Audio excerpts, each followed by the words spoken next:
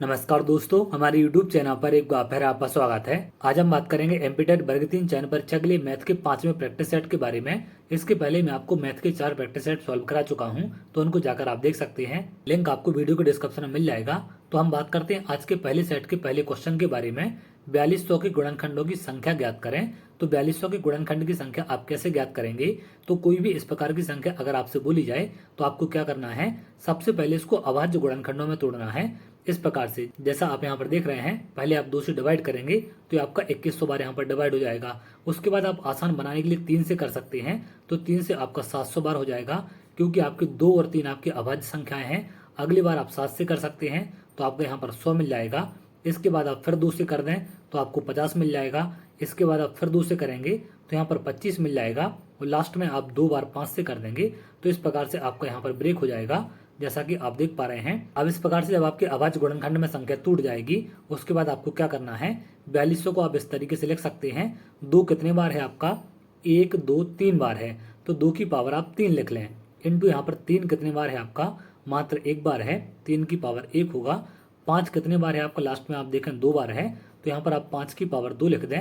और 7 कितने बार है आपका, 1 बार है, तो 7 की पावर 1 होगी। अब इनके गुणनखंड बताने के लिए हम क्या करेंगे, यहाँ पर जो आपकी 2 की पावर है, तो जो आपको ये पावर दिखाई दे रही हैं, इन सब में 1 बढ़ाकर आपको मल्टीप्लाई करना है।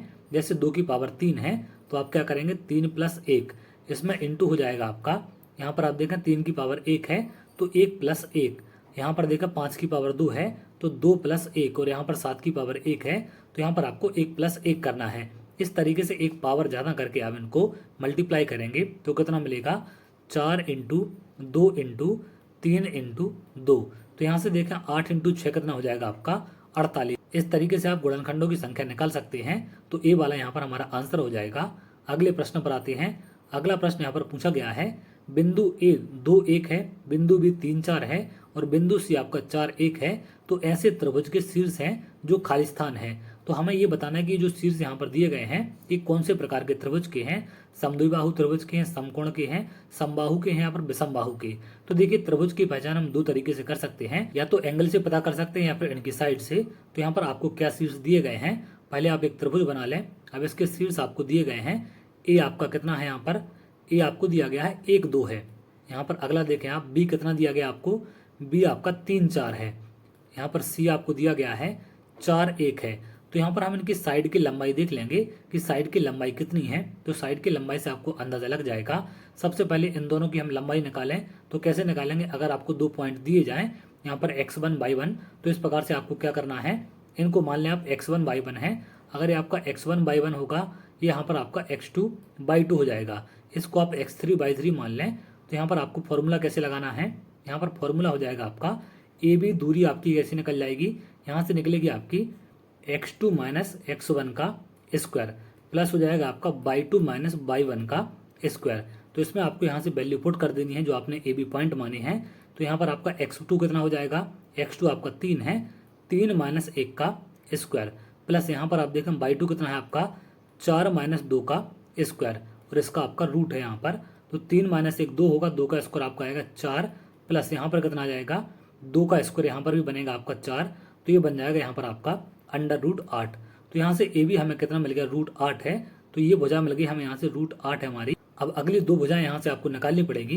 तो इसको अगर हम थोड़ा सा ऊपर करें तो अगली 2 भुजाएं आप लास्ट वाली नीचे की ले लें। तो यहाँ पर आपको क्या मिल जाएगा, जैसे अगर हम BC की बात करें तो BC कितना हो जाएगा, x3 - x2 का स्क्वायर, प्लस यहाँ पर y3 - y2 का स्क्वायर। अब इसमें हम वैल्यू पुट कर देंगे और यहाँ पर मिलेगा आपको इसके रूट के बराबर। तो x3 कितना दिया गया है, x3 हमारा है 4 - 3 का स्क्वायर, प्लस यहाँ पर y3 कितना है, y3 आपका 1 है, 1 - 4 का स्क्वायर, इसका आपका रूट हो जाएगा। अब यहाँ पर बचेगा आपका 1 का स्क्वायर 1 होता है, प्लस यहाँ पर आप देखें यहाँ पर बचेगा -3 का स्क्वायर कितना हो जाएगा, प्लस का 9। तो यहाँ पर रूट के अंदर हमें क्या मिल जाएगा, √10। तो एक भुजा हमें मिल गई √8 है, और एक भुजा यहाँ पर क्या मिल गई हमें, √10 है। अगली भुजा हम यहाँ पर निकालेंगे AC को।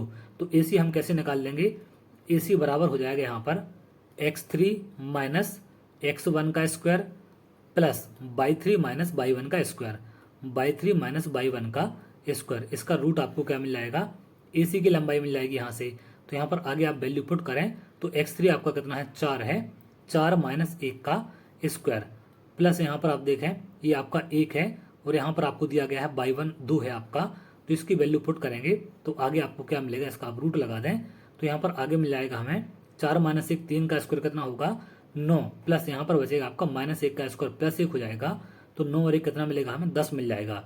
तो यहाँ पर दो भुजाएं हमें मिलेगी रूट 10 है और एक भुजा हमारी क्या है रूट 8 है। तो ऐसा त्रिभुज जिसकी दो भुजाएं बराबर हों और एक भुजा असमान हो उसको हम क्या कहते हैं, समद्विबाहु त्रिभुज जिसकी दो भुजाएं समान हैं। तो यहाँ पर हम आंसर क्या कर देंगे, ए वाला हमारा इस समद्विबाहु त्रिभुज होगा। इस तरीके से आप निकाल सकते हैं। अगले प्रश्न पर आते हैं। अगला प्रश्न यहाँ पर हमसे पूछा गया है, यदि x माइनस 1 और x plus 3 X square plus A X plus B के गुणनखंड हैं तो क्रमशः a और b का मान ज्ञात करें। तो यहाँ पर इनके गुणनखंड आपको क्या दिए गए हैं, एक इक्वेशन दी है, इसके दो गुणनखंड है x माइनस ए और x प्लस 3। तो देखिए जो आपके गुणनखंड होते हैं जब आप इक्वेशन को सॉल्व करते हैं तो लास्ट में इस प्रकार की कंडीशन आपको देखने मिलती है, ये दोनों क्या होते हैं आपस में मल्टीप्लाई होते हैं और बराबर मिलता है हमें 0 के। तो यहाँ पर एक बार इसको हम 0 के बराबर रख के x का मान बताते हैं और एक मान यहाँ से निकलता है, तो इसको हम पीछे ले जाना है क्योंकि हमें इक्वेशन चाहिए है। तो यहाँ पर हम क्या करेंगे, इन दोनों का पहले मल्टीप्लाई रहा होगा तो ये मिलेगा हमें x square plus 3x minus x minus 3 बराबर 0 के।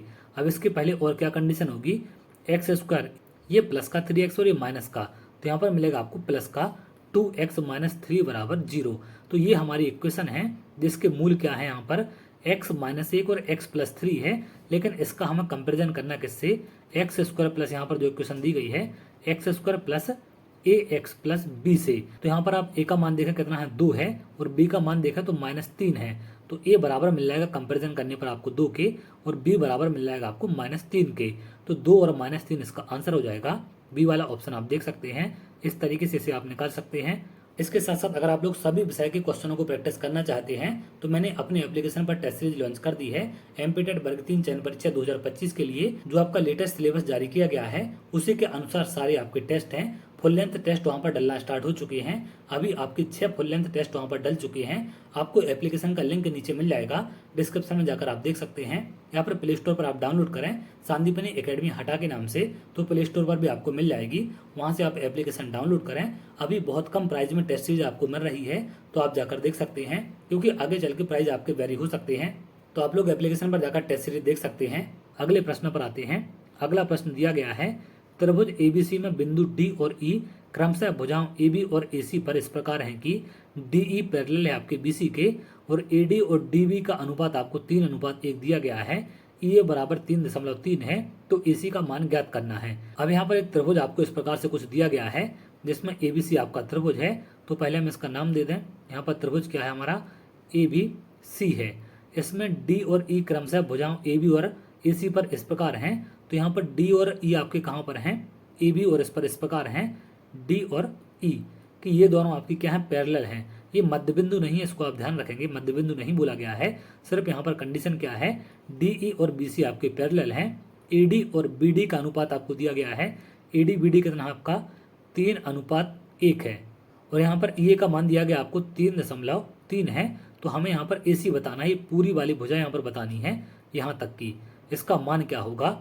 तो इस प्रकार की जब ये दोनों भुजाएं आपकी पैरेलल होती हैं तो इसमें प्रॉपर्टी क्या लग जाती है हमारी, यहाँ पर प्रॉपर्टी लग जाएगी AD/DB, जो इनका अनुपात होता है वो आपका AE/EC के बराबर होता है। क्लियर है। तो यहाँ पर आप मान रख दें, AD का मान आपका 3 है, BD आपका 1 है, बराबर ये मिलेगा आपको 3.3 के अपॉन EC मिल जाएगा।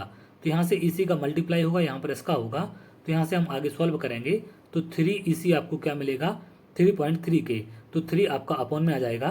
तो 3.3 कटेगा तो कितनी बार कटेगा, 1.1 बार। तो इसका मान कितना मिलेगा हमें 1.1 है। लेकिन हमसे पूछा गया AC का मान यहाँ से यहाँ तक का, तो ये दोनों आपके जुड़ जाएंगे। 3.3 प्लस इसमें आपको 1.1 जोड़ना है तो कितना मिलेगा हमें 4.4 AC का मान मिल जाएगा। इस तरीके से आप इसे सॉल्व कर सकते हैं। अगर हमसे EC पूछा गया होता तो 1.1 हम आंसर कर देते, लेकिन यहाँ पर हमसे AC पूछा गया है तो इसमें AE प्लस EC आपका जुड़ के AC का मान बन जाएगा और इस तरीके से आप इसे निकाल सकते हैं। यहाँ पर प्रॉपर्टी आपको त्रिभुज की ध्यान रखनी है, जब ये दोनों भुजाएं आपकी पैरेलल होंगी तो इन दोनों भुजाओं का अनुपात इन दोनों भुजाओं के अनुपात के बराबर हो जाता है। अगले प्रश्न पर आते हैं। अगला प्रश्न यहाँ पर पूछा गया है, दो समान वृत्त जिसमें से प्रत्येक की त्रिज्या 24 सेंटीमीटर है एक दूसरे को इस प्रकार प्रतिच्छेद करती हैं कि उनमें से प्रत्येक एक दूसरे के केंद्र से होकर गुजरता है, तो उभयनिष्ठ जीवा की लंबाई ज्ञात करनी है। अब यहाँ पर दो सर्कल हैं जो आपके क्या हैं, एक दूसरे के केंद्र से होकर गुजर रहे हैं कुछ इस प्रकार से। तो पहले हम सर्कल बना लेते हैं। कुछ इस प्रकार से एक दूसरे के केंद्र से होकर गुजर रहे हैं। यहाँ पर थोड़ा बहुत इनमें अंतर हो सकता है, लेकिन दोनों आपको बराबर मान के चल रहे हैं क्योंकि क्वेश्चन में दिया गया है ये दोनों एक दूसरे के केंद्र से होकर गुजर रहे हैं। अगर इन दोनों को हम मिलाते हैं तो ये आपकी क्या होगी, दोनों त्रिभुजों की त्रिज्या होगी, क्योंकि केंद्र से परिधि को ये टच कर रही है तो दोनों त्रिभुजों की आपकी त्रिज्या है। तो यहाँ पर उभयनिष्ठ जीवा की लंबाई पूछी गई है। उभयनिष्ठ जीवा दोनों की कौन सी होगी, यहाँ से यहाँ तक, जैसे आप इस प्रकार से डॉट देख रहे हैं, ये आपकी उभयनिष्ठ जीवा है। यहाँ पर जीवा आपकी त्रिज्या को भी दो भागों में बांट देगी और त्रिज्या आपकी जीवा को भी दो बराबर भागों में बांट देती है। अब यहाँ पर आगे क्या करना है, इसको अगर आप इससे मिलाते हैं तो ये आपको क्या मिलेगी, त्रिज्या मिल जाएगी। अब ये त्रिज्या का आधा कितना हो जाएगा यहाँ पर, r/2 के। तो यहाँ पर अगर हम इनके नाम दे दें, जैसे ABC है, यहाँ पर आप O नाम दे दें और इसको आप D दे दें, तो इस छोटे वाले त्रिभुज की अगर हम बात करें, जैसे यहाँ पर देखें आप त्रिभुज ABO में, त्रिभुज ABO में अगर आप पाइथागोरस प्रमेय लगाते हैं यहाँ पर, तो ये आपको 24 क्वेश्चन में दिया गया है त्रिज्या है, ये आपका त्रिज्या का आधा यानी कि 12 हो जाएगा। तो पाइथागोरस प्रमेय लगाएंगे तो ये वाली हमें मिल जाएगी यहाँ पर AO। तो AO कैसे निकलेगी, 24 का स्क्वायर क्या होगा 576, इसमें से माइनस कर देना 12 का स्क्वायर 144। यहाँ पर हमें आगे क्या मिलेगा, इसको माइनस करें आप, 6 में से 4 माइनस होगा 2 आएगा, 7 में से आपका 4 होगा 3 आएगा, 5 में से 1 होगा तो आपका 4 आएगा। 432 रूट के अंदर मिलेगा। 432 को आप क्या लिख सकते हैं, इसको लिख सकते हैं आप 36 × 12। तो 36 से आपका 6 बाहर आ जाएगा, 12 से आपका 2 आएगा और √3 अंदर बचेगा, तो ये कितना हो जाएगा यहाँ पर 12√3। तो यहाँ पर हमें AO कितने के बराबर मिल गया, AO मिल गया हमें 12√3 के बराबर। अब इस चित्र में आप देखें, यहाँ से AO का जितना मान होगा या जितनी इसकी लंबाई होगी उतनी ही आपकी OD की लंबाई है, क्योंकि ये जो आपकी त्रिज्या है BC ये इनको बराबर भागों में बांट देती है। तो यहाँ पर आप देखें हमें AD बताना है, तो AD AO का आपका डबल हो जाएगा। तो यहाँ पर मिलेगा, हम 12√3 का डबल करेंगे तो ये मिल जाएगा 24√3 और यहाँ पर B वाला हमारा आंसर होगा। तो इस तरीके से आप इसे निकाल सकते हैं। अगले प्रश्न पर आते हैं। अगला प्रश्न है, यदि प्रेक्षण यहाँ पर आपको दिए गए हैं, मैं प्रत्येक में 10 की वृद्धि कर दी जाए तो नया माध्य क्या होगा। तो पहले हम इनका पुराना माध्य निकालते हैं कि जब 10 की वृद्धि नहीं की जाती है तो इनका माध्य क्या होगा। पहले इन सबको आप जोड़ें तो यहाँ पर आपका 14 और 16 30 आपका ये हो जाएगा। यहाँ पर आप देखें 22 और 8 30 आपका ये हो गया। अगला आप देखें 24 और 4 28 है और 12 आपका 40 हो जाएगा। और यहाँ पर आप देखें 12 और 18 30 और 10 ये है आपका, तो 40 हो जाएंगे। इन सबको टोटल करेंगे तो आपको 60 और 80 कितना मिलेगा, 140 के बराबर। संख्या आप टोटल देखें कितनी है, ये आपकी 5 और 5 10 संख्याएं हैं। तो इसका माध्य क्या होगा, इन सबका एवरेज, एवरेज ही आपका माध्य होता है। तो पहले का माध्य आपका 14 है, लेकिन सभी में 10 की वृद्धि की जानी है।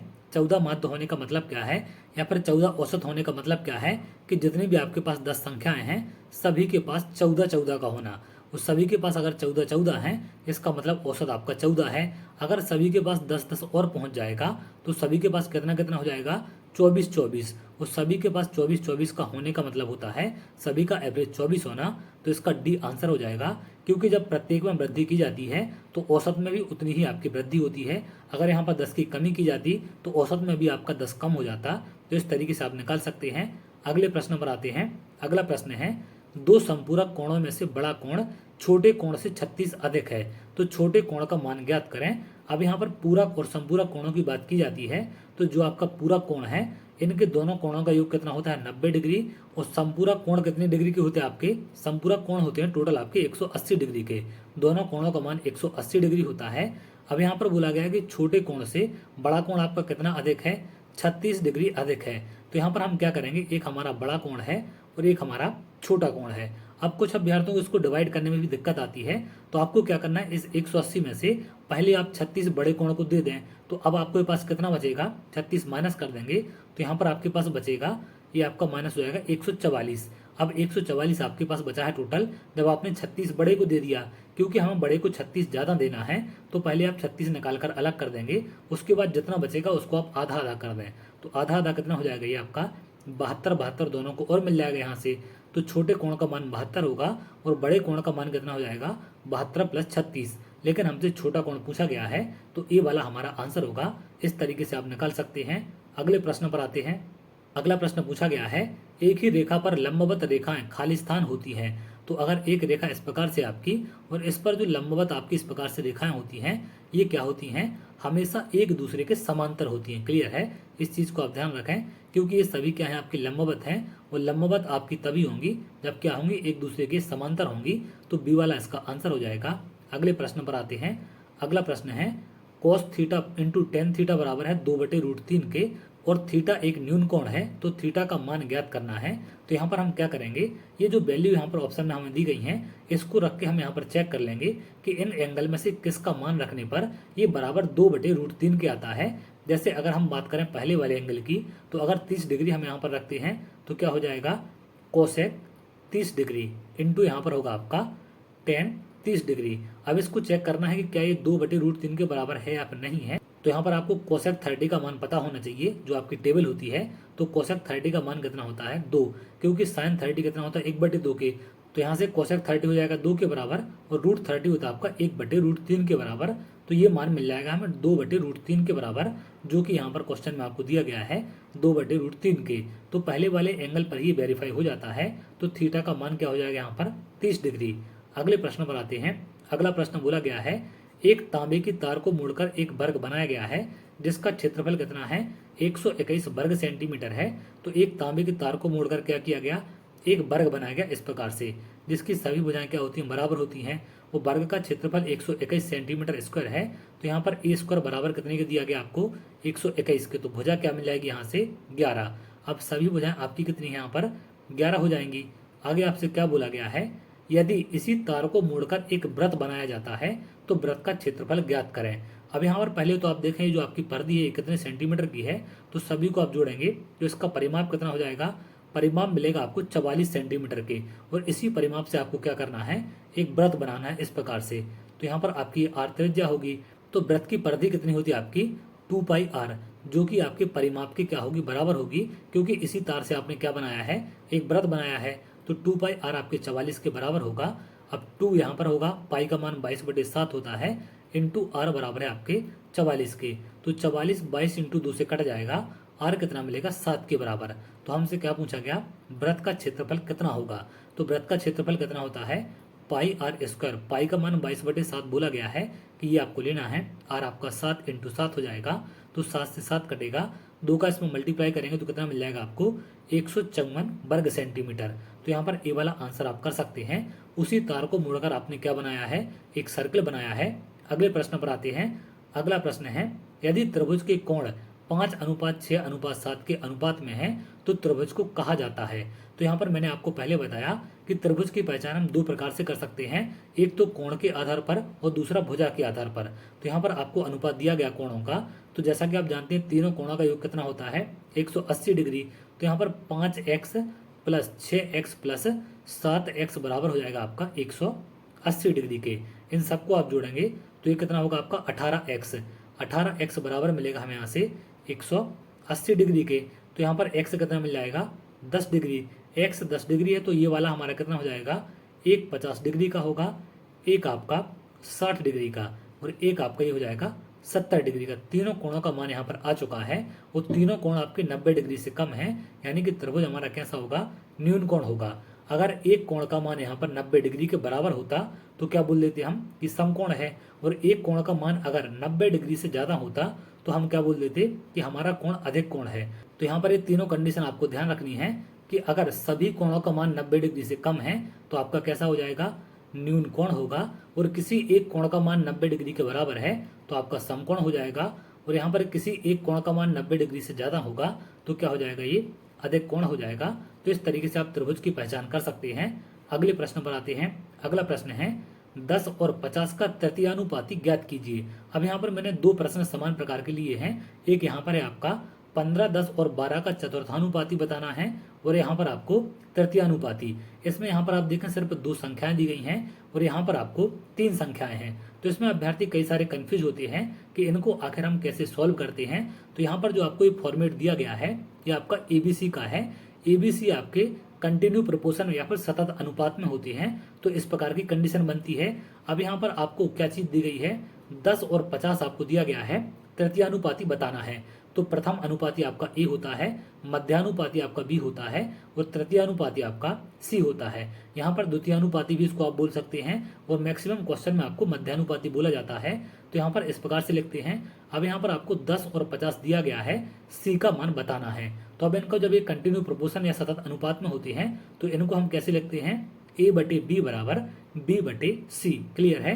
अब ए का मान यहाँ पर कितना है, 10 है और बी का मान 50 है, बराबर यहाँ पर फिर से आपका बी आएगा 50 बटे सी। तो 50 इंटू 50 हो जाएगा, यहाँ पर आपका 10 होगा, तो 0 से 0 कट जाएगा, सी हमें कितना मिलेगा यहाँ से 250। तो इस तरीके से आप सॉल्व कर सकते हैं। अगला क्वेश्चन आप देखें तो यहाँ पर कौन सा फॉर्मेट है आपका, ए बी सी डी वाला।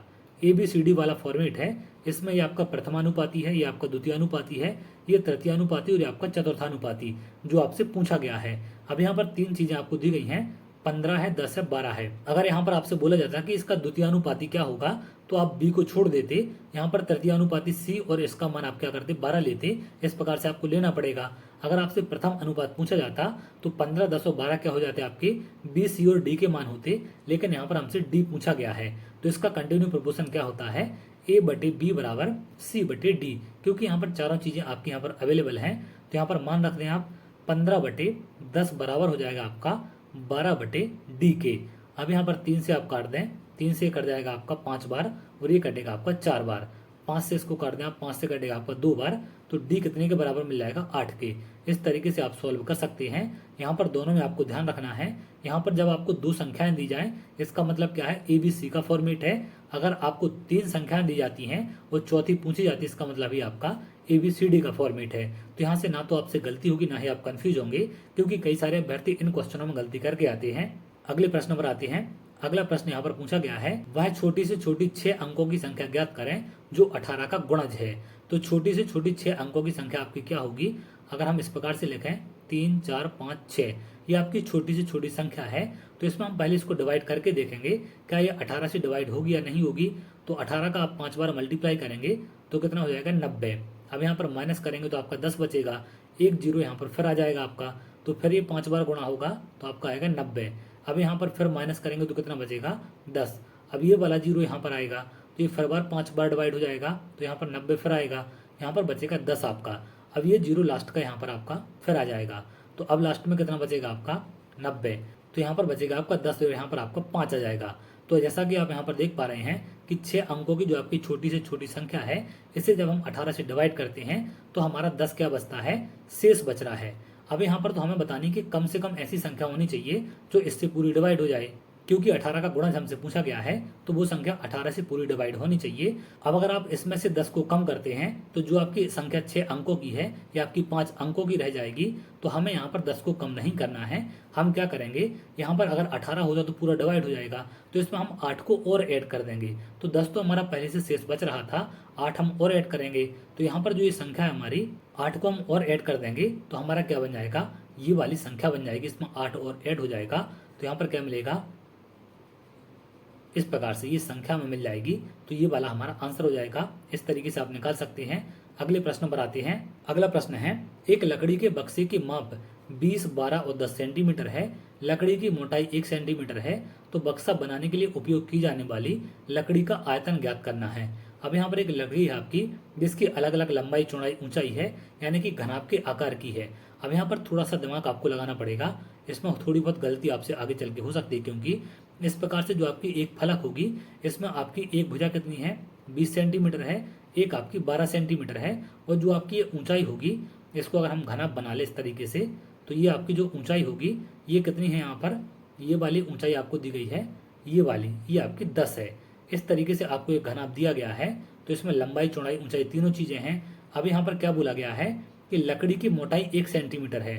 तो ये जो लकड़ी से बॉक्स आपका बन रहा है इसकी मोटाई कितनी है, 1 सेंटीमीटर है। तो यहाँ पर एक चीज आपको ध्यान रखनी है कि जो आपकी ये लंबाई, चौड़ाई, ऊंचाई होगी, कि अगर हम इसे बाहर से नापते हैं तो कितना है, ये 20 है। लेकिन अगर हम इसे अंदर से नापेंगे तो 1 सेंटीमीटर यहाँ पर कम हो जाएगा, क्योंकि 1 सेंटीमीटर मोटी है और 1 सेंटीमीटर मोटी है आपकी, तो एक यहाँ से कम हो जाएगा, यानी कि 18 बचेगा। तो अंदर से आपकी 2 कम हो जाती है जब इसे आप अंदर से नापेंगे, क्योंकि हमें ये बीच वाला पोर्शन चाहिए है। तो बाहर से नापते हैं तो 20 है और अंदर से नापेंगे तो दोनों तरफ से एक एक कम हो जाएगी। इसी प्रकार से आपकी लंबाई, चौड़ाई, ऊंचाई तीनों आपकी 2-2 कम हो जाएंगी। तो जो पहले आपकी कितनी थी, 20, 12 और 10 थी, तो पहले आयतन ही रहेगा आपका, लेकिन बाद में जो आपका नया आयतन होगा इनमें से 2-2 कम हो जाएगा। यानी कि ये 18 बचेगी, ये आपकी 10 बचेगी और ये आपकी 8 बचेगी। इस तरीके से यहाँ पर आपकी बचने वाली हैं। तो पहले का आयतन कितना है यहाँ पर आप देखें, ये मिलेगा आपको 2400, लेकिन इसको आप गुणा करेंगे तो ये कितना मिल जाएगा, यहाँ पर मल्टीप्लाई करें 8 का 18 में 4, ये मिल जाएगा आपको 1440 के। तो इसको हम माइनस कर देंगे तो हमें क्या मिल जाएगा, लकड़ी का आयतन। तो 0 में से 0 माइनस होगा 0 आएगा, यहाँ पर 10 में से 4 माइनस होगा 6 आएगा, यहाँ पर 3 में से आपका 4 माइनस होगा तो 9 आ जाएगा। 960 सेंटीमीटर क्यूब क्या है, लकड़ी का आयतन है, जिसकी आपको आवश्यकता होगी इस बॉक्स को बनाने के लिए। तो यहाँ पर आपको ये गलती नहीं करनी है, जैसा कॉन्सेप्ट आप रास्ते वाले में देखते हैं, जो आपको इस प्रकार से आयत दिए जाते हैं कि इसमें एक अंदर से आपको रास्ता बनाना है इस प्रकार से।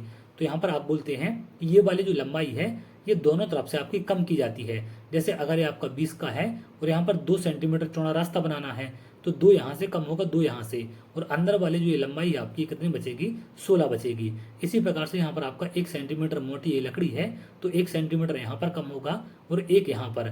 तो जो बाहर से नापने पर 20 थी, अंदर से नापने पर 18 होगी। तो अंदर वाले खाली भाग के क्षेत्रफल को हम पूरे में से माइनस करेंगे तो इस लकड़ी का क्षेत्रफल हमें यहाँ पर मिल जाएगा, और इस तरीके से आप निकाल सकते हैं। अगले प्रश्न पर आते हैं।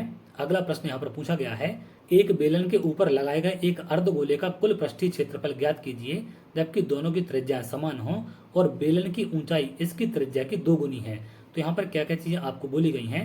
एक बेलन है, बेलन के ऊपर क्या लगाया गया है, एक अर्धगोला लगाया गया है, इस प्रकार से कुछ ऐसे, इस तरीके से एक अर्धगोला यहाँ पर बेलन के ऊपर आपका बनाया गया है। लेकिन यहाँ पर क्या क्या चीजें बोली गई हैं, इसकी त्रिज्या आपकी कितनी है, समान है, और दोनों की त्रिज्या यहाँ पर समान दी गई हैं। बेलन की ऊंचाई त्रिज्या की 2 गुनी है। तो बेलन की जो ये आपकी ऊंचाई होगी ये त्रिज्या की कितनी है, 2 गुनी, यानी कि 2r हो जाएगी।